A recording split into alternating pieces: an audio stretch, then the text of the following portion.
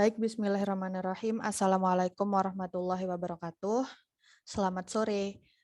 Kami dari kelompok 8 ingin mempresentasikan hasil diskusi kelompok kami yang di mana kami akan menjelaskan tentang kode etik sistem analis. Kemudian sebelum kami menjelaskan apa itu kode etik sistem analis, saya akan memperkenalkan anggota kelompok dari kelompok 8. Yang pertama, Sri Anggraini dengan NIM F1D0191101. Yang kedua, Haris Abdullah Fasya dengan NIM F1D0200022. Kemudian saya sendiri Latifatul Mahabbati dengan NIM F1D020040. Selanjutnya, di sini saya akan menjelaskan tentang apa itu sistem analis. Sistem analis merupakan profesi di bidang teknologi informasi yang fokus pada aktivitas penelitian, perencanaan, pengkoordinasian, juga pemilihan perangkat lunak dan sistem untuk mengakomodasi kebutuhan institusi. Bidang pekerjaan ini memiliki peranan kunci dalam upaya mengembangkan suatu sistem. Kemudian peran dan tanggung jawab.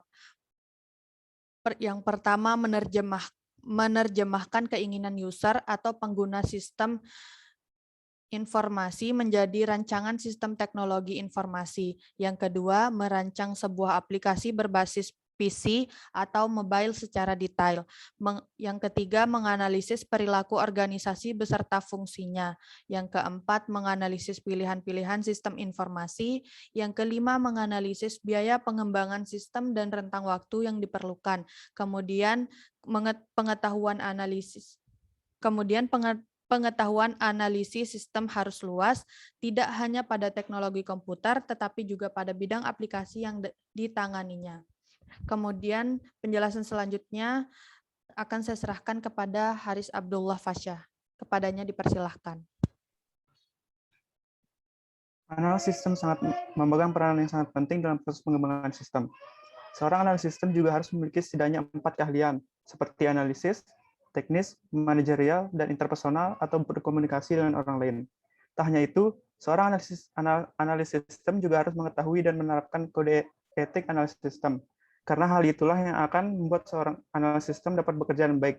Berikut kode etik analis sistem yang kita ketahui yang akan disampaikan oleh Saudari Sri Anggraini. Kepadanya dipersilakan. Baik, terima kasih. Di sini saya akan menjelaskan beberapa kode etik dari sistem analis. Yang pertama, seorang analis sistem harus mampu berkomunikasi dengan baik. Yang kedua, seorang analis sistem diharuskan membuat sistem yang baik. Next. Selanjutnya, seorang analis sistem harus bisa bekerja sama. Seorang analis sistem tidak boleh mengambil keuntungan.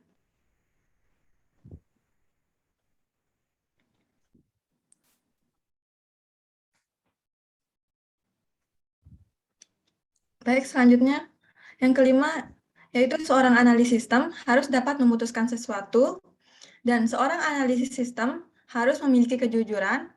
Seorang analis sistem harus akurat dalam menganalisis sistemnya. Yang kedelapan, yaitu seorang analis sistem harus dapat berpikir kreatif. Baik, untuk kode etik selanjutnya akan dijelaskan oleh Saudara Haris, kepadanya dipersilakan. Terima kasih. Untuk poin berikutnya, yang pertama adalah seorang analis sistem tidak boleh melakukan sesuatu tanpa izin. Berikutnya adalah seorang analis sistem harus membuat sistem yang tidak menjatuhkan. Yang ketiga, seorang analis sistem diwajibkan untuk menjaga data perusahaan. Berikutnya, seorang analis sistem harus menggunakan sistem yang asli. Seorang analis sistem harus menjaga hubungan dengan karyawan lain. Dan seorang analis sistem tidak boleh mempermalukan profesinya. Dan yang terakhir adalah seorang analis sistem harus mengikuti perkembangan ilmu pengetahuan, khususnya teknologi informasi. Baik.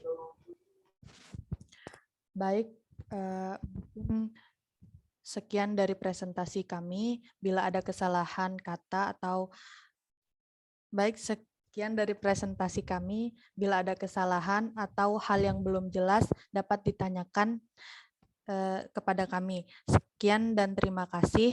Wassalamualaikum warahmatullahi wabarakatuh.